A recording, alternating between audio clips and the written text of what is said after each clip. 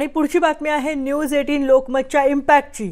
मागासवर्गीय शिष्यवृत्ती घोटाळ्यामध्ये एसआयटीने ठपका ठेवलेल्या शिक्षण संस्थांवर चौकशी अंती आता गुन्हे दाखल होणारच असं म्हटलेलं आहे आणि हे आश्वासन दिलेलं आहे बहुजन कल्याण मंत्री विजय वडेट्टीवार यांनी।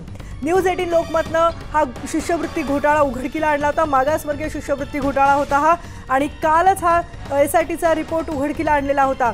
त्यानंतर तपास करून आता गुन्हे दाखल करणार असं बहुजन कल्याण मंत्री विजय वडेट्टीवार यांनी म्हटलेलं आहे। खूप मोठा हा घोटाळा होता। जवळपास 70 शिक्षण संस्थांवर हा ठपका ठेवण्यात आला होता। मागासवर्गीय शिष्यवृत्तीचा घोटाळ्याचा एसआयटी रिपोर्ट हा मुख्य सचिवांकडे धूळ खात पडून होता आणि त्यानंतर जेव्हा न्यूज 18 लोकमतने ही बातमी पुढे आणली ती वारंवार दाखवली त्यानंतर अखेर सरकारला याची दखल घेणं भाग पडलेलं आहे आणि मागासवर्गीय शिष्यवृत्ती घोटाळ्यामध्ये एसआयटीने ठपका ठेवलेल्या शिक्षण संस्थांवर आता चौकशी अंती गुन्हे दाखल करण्यात येणार आहेत। आपल्या सोबत आहेत आमचे प्रतिनिधी चंद्रकांत फुंदे। चंद्रकांत, खूप मोठा घोटाळा आहे हा आणि आता चौकशी अंती गुन्हे दाखल होणार असं वडेट्टीवारांनी आश्वासन तर दिले, काय अधिक माहिती आहे?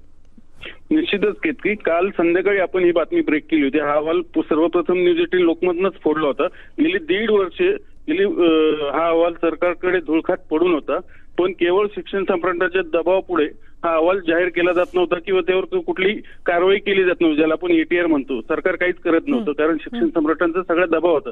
पण अखेर काल आपण ती अहवालात नेमकं काय शिफारसी केल्यात, काय सूचना केल्यात सरकारला त्या एसआयटी समितीने, ते आपण प्रसारित केली ती बातमी आणि त्यानंतर सरकारला आता कुठे जाग आली आणि आपल्या न्यूज 18 लोकमतच्या बातमीमुळे सरकारला त्या अहवालाची आपल्या बातमीमुळेच सरकारला अखेर जाग आलेली आहे आणि त्यांना दखल घ्यायला भाग पडलेली आहे। यानंतर हे आश्वासन आता कधी पूर्ण होत आहे आणि लवकरात लवकर याची चौकशी केली जाते की नाही यावर सुद्धा आम्ही लक्ष ठेवून असणार आहोत। धन्यवाद चंद्रकांत या सगळ्या माहितीबद्दल। यानंतर इथे एक ब्रेक घेतोय, ब्रेकनंतर इतर घडामोडी पाहूया।